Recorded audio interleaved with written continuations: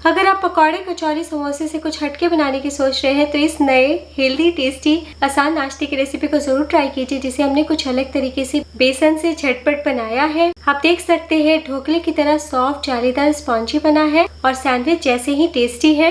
इतना आसान है बनाना कि आप ब्रेकफास्ट में या फिर एज अ स्नैक शाम को सर्व कर सकते हैं। सभी को बहुत पसंद आएगा। हेलो दोस्तों, मैं हूँ शामली। चलिए वीडियो शुरू करते हैं। एक बाउल के ऊपर रखिए स्ट्रेनर और अब डाल दीजिए 1 कप यानी कि 100 ग्राम बेसन। तो आप किसी कटोरी से भी नाप सकते हैं, बस ग्राम का ख्याल रखिएगा। बहुत ज़रूरी है कि हम बेसन को छान के इस्तेमाल करें। बेसन छानने के बाद डाल दीजिए 1 टेबलस्पून सूजी। तो यहाँ पे मैंने बारीक वाली सूजी ली है। सूजी डालने से बहुत ही बढ़िया टेक्सचर आएगा और सिर्फ हमें 1 चम्मच ही डालना है। और अब डाल दीजिए 1/4 कप यानी कि 3 बड़े चम्मच दही। तो बाकी की चीज़ डालने से पहले बहुत ज़रूरी है कि बेसन में दही मिलाने से पहले आप पहले इस तरीके से किनारों पे करके दही को फेंट लें। दही मिलाने के बाद थोड़ा थोड़ा करके पानी डाल दीजिए, एक बार में ज़्यादा ना डालें और हम लगातार हाथों को चलाते हुए अच्छे से फेंट लेंगे। तो देखिए गाढ़ा सा बैटर तैयार है। और अब डाल दीजिए 1 चम्मच चीनी, नमक स्वाद अनुसार, यहाँ पे मैं ½ टीस्पून डाल रही हूँ। 1 टेबलस्पून नींबू का रस डालना बहुत ज़रूरी है। 2 चुटकी हींग, 1/4 चम्मच अजवाइन। तो बेसन से बनने वाली रेसिपी में अजवाइन, हींग डालने से स्वाद तो बढ़ता ही है और पचने में भी सहायक होता है। और अब हम वापस से मिक्स कर लेते हैं। तो एक साथ दही, नींबू, नमक, चीनी डालने से ना हमारा जो बैटर है बहुत ही अच्छे से फूल के आता है। काफ़ी सॉफ्ट और जालीदार अंदर का टेक्सचर आएगा। अभी तक हमने हल्दी पाउडर नहीं डाला है, तो 2 से 3 चुटकी हल्दी लीजिए। तो यहाँ पे मैं 1/4 टीस्पून से थोड़ा कम ले रही हूँ। और अब बहुत ज़रूरी है कि 1 टेबलस्पून ऑयल डालें ताकि अंदर से सूखा सूखा ना लगे, क्योंकि इस नाश्ते को हम स्टीम करने वाले हैं। तो मॉइस्चर बना रहे, जब आप खाएं तो मुंह में जाके सूखा सूखा यानी ड्राई ना लगे। और अब बहुत ज़रूरी है कि आधे घंटे के लिए कम से कम रेस्ट पे रखें। अगर आपके पास समय है तो 45 मिनट भी रख सकते हैं, ताकि जो हमने दही नींबू डाला है ना वो अच्छे से अपना काम करे बेसन के अंदर और बैटर भी फूल जाए। तो जब तक बेसन आराम कर रही है, हम एक चटनी बना लेते हैं जिसकी हमें इस नाश्ते के साथ ज़रूरत है। तो यहाँ पे मैंने लिया है करीब मुट्ठी भर हरा धनिया, ग्राम में 50 ग्राम। अब थोड़ा सा करी पत्ता डाल दें, 6 से 8। और अब डाल दीजिए 2 चम्मच भुनी हुई मूंगफली को मैंने 5 मिनट के लिए तवे पे भून लिया है। तो मूंगफली डालने से टेस्ट तो बढ़ेगा ही, ऊपर से चटनी का गीलापन भी दूर होगा। साथ ही डाल दीजिए 2 चम्मच नारियल का पाउडर यानी कि खोपरा पाउडर। ताज़ा नारियल भी आप डाल सकते हैं, अगर नारियल पाउडर नहीं है तो पूरी तरीके से स्किप कर सकते हैं।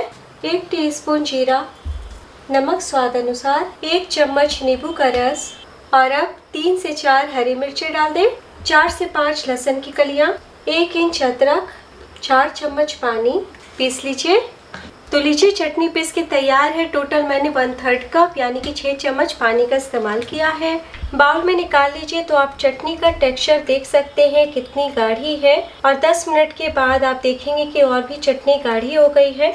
हमें इसी तरीके का थिक चटनी चाहिए। बहुत स्वादिष्ट चटपटी चटनी है, जिसे आप किसी भी प्रकार के स्नैक या फिर साउथ इंडियन रेसिपी के साथ खा सकते हैं और फ्रिज में रख के 2 से 3 दिन तक स्टोर कर सकते हैं। नेक्स्ट यहाँ पे मैंने एक थाली लिया है, आप कोई केक टिन भी ले सकते हैं। 1 छोटी चम्मच ऑयल लेके चारों तरफ अच्छे से लगा लेते हैं, ताकि जब ये नाश्ता को हम स्टीम करने के लिए रखें तो बिल्कुल भी परेशानी ना हो, इसलिए चारों तरफ लगाएं। नेक्स्ट यहाँ पे मैंने कढ़ाई लिया है, आप कोई भगोना भी ले सकते हैं। इसके ऊपर कोई रिंग, कटोरी या फिर इस तरीके से रिंग रख दीजिए। 2 कप पानी डाल दें यानी कि 500 ml। ध्यान देने वाली बात, आप जो भी कटोरी, रिंग या स्टैंड रखिएगा उससे नीचे ही पानी होना चाहिए।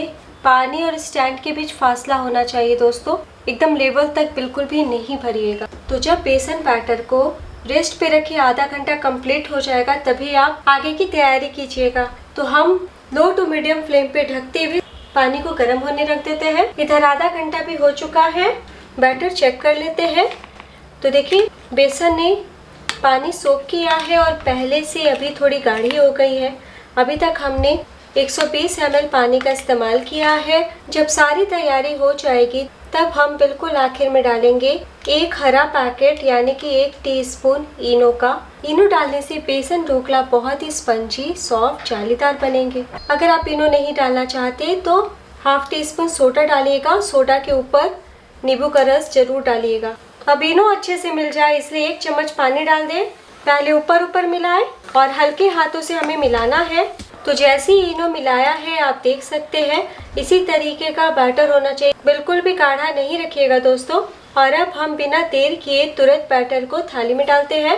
तो तुरंत हम इस तरीके से फैलाते हुए डाल देते हैं। बैटर डालने के बाद इस तरीके से लेवल कर लें। इधर पानी में भी उबाल आ चुका है।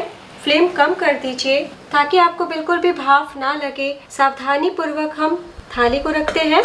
देखिए बहुत ही अच्छे से सेट हो गया है। अब हम ढक देते हैं। फ्लेम को हाई टू मीडियम करते हैं, यानी कि हाई से थोड़ा कम और मीडियम से ज़्यादा, और इसी तरीके से 10 से 12 मिनट तक स्टीम होने देते हैं। तो 12 मिनट कंप्लीट हो चुका है। टूथपिक लीजिए, सेंटर पे डाल के चेक कर ले। तो देखिए पूरी तरीके से साफ है। अगर आपका चिपके तो 2-3 मिनट स्टीम ज़रूर कीजिएगा।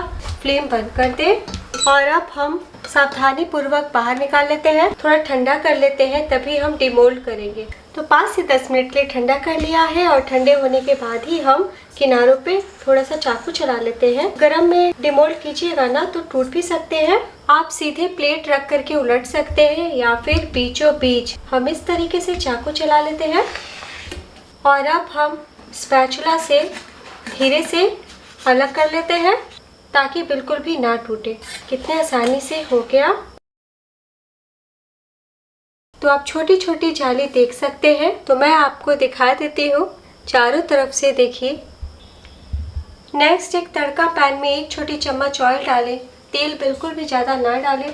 और अब हम हाफ टीस्पून राई डाल देते हैं। तड़के में हम सिर्फ राई डालेंगे। जीरा, कड़ी पत्ता, हरी मिर्च, नारियल, अदरक, लहसुन सब हमने चटनी में डाल रखा है। तो इस टाइम आपको कुछ और डालने की ज़रूरत नहीं है। तड़का तड़क चुका है। अब डाल दीजिए 1 टेबलस्पून चीनी। चीनी डालने के बाद 1/4 कप पानी डाल दें, यानी कि 3 से 4 चम्मच। फ्लेम बढ़ा दीजिए, 30 सेकंड के लिए पका लीजिए। तो चीनी, पानी, तड़का पक चुके हैं। फ्लेम बंद कर दें और अब हम बोर्ड लेंगे। इस पे हम ढोकला रख देते हैं।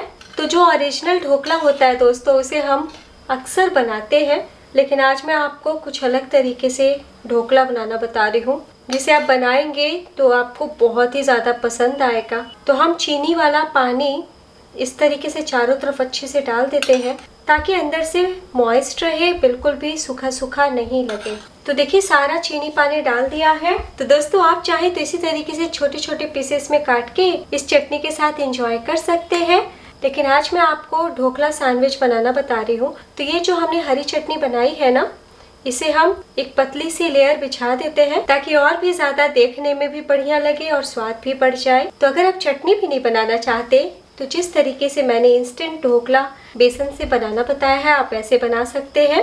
बिल्कुल बाजार जैसा ही स्वाद आएगा। और अब हम इस तरीके से हाथ में लेंगे और ढोकला को ऐसे कवर कर लेंगे सैंडविच के जैसे। बहुत सॉफ्ट है इसलिए हल्के हाथों से काम करें। तो मैं आपको एक बार चारों तरफ से दिखा देती हूँ। देखिए कितने अच्छे दिख रहे हैं। तो मीठे के साथ नमकीन बहुत ही बढ़िया लगता है, इसलिए यहाँ पे मैं 1 टेबलस्पून टमाटो केचप लगा रही हूँ। आप पूरी तरीके से स्किप कर सकते हैं या फिर आप टमाटर की चटनी भी लगा सकते हैं। तो इस तरीके से चारों तरफ फैला लें। तो ढोकला की रेसिपी मैंने पहले भी बताई है, आपने भी कई बार ट्राई किया होगा और बहुत सारे चैनल पे देखा होगा, इसलिए आज मैंने थोड़ा अलग तरीके से बनाना बताया है जिसे आप पार्टी में एज अ स्नैक भी सर्व कर सकते हैं और मेहमानों को भी परोस सकते हैं।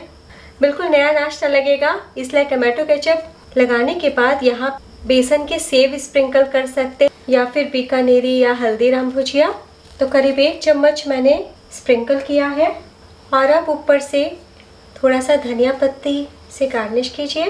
और अब हम कटिंग करेंगे। तो आप चाहें तो 20 से 4 भाग में बांटते हुए पिज़्ज़ा की तरह बड़े बड़े पीसेस निकाल सकते हैं, लेकिन आज मैं सैंडविच की तरह कट करूँगी। चाकू को इस तरीके से रखते हुए धीरे धीरे काट लेते हैं। तो ये जो किनारे का भाग है ये बिल्कुल भी वेस्ट नहीं हुआ है, देखिए। और मैं आपको अभी दिखा देती हूँ। आप अंदर का जाली देख सकते हैं, बहुत ज़्यादा सॉफ्ट बने हैं। इसी तरीके से स्क्वायर में कटिंग हो इसलिए किनारों से काट लें, तो एक किनारे के भाग को भी प्लेट में रख लें। आप इसे भी सर्व कर सकते हैं। और अब चाकू को बीचों बीच ले जाते हुए इस तरीके से धीरे से काट लें। और अब हम स्क्वायर पीसेस निकाल लेते हैं। तो चाकू को धीरे धीरे ही आपको चलाना है, तो थोड़ा प्रेजेंटेबल लगे इसलिए मैंने किनारों से काट लिया है। आप नहीं भी काट सकते हैं। तो अब मैं आपको फटाफट दिखा देती हूँ। देखिए ढोकला सैंडविच कितना बढ़िया दिख रहा है। तो अगर आप कचौरी पकौड़े से बोर हो गए हैं तो इस तरीके से ढोकला सैंडविच बनाएं। तो इसके साथ आपको ना टमाटो केचप की ज़रूरत है, ना ही कोई हरी चटनी। फ्लेवर से भरा बहुत ही हेल्दी टेस्टी नाश्ता है जिसे आप शाम की भूख में या फिर ब्रेकफास्ट के रूप में भी खा सकते हैं। इसका स्वाद आपको इतना पसंद आएगा कि हमेशा बनाना पसंद करेंगे। तो जितना देखने में बढ़िया है, स्वाद उतना ही लाजवाब है। देखिए कितने सॉफ्ट है, बिल्कुल ब्रेड जैसे। तो एक बार बनाना तो बनता है। दोस्तों अभी तक आपने मुझे YouTube channel, Instagram, FB page और मेरी वेबसाइट शामली किचन पे मुझे फॉलो नहीं किया तो बिना सोचे ज़रूर फॉलो कीजिए। और अगर आप मेरी रेसिपी बनाते हैं तो फूड पिक भी शेयर कर सकते हैं। मैं फिर मिलूंगी आसान सी रेसिपी के साथ। Bye and take care.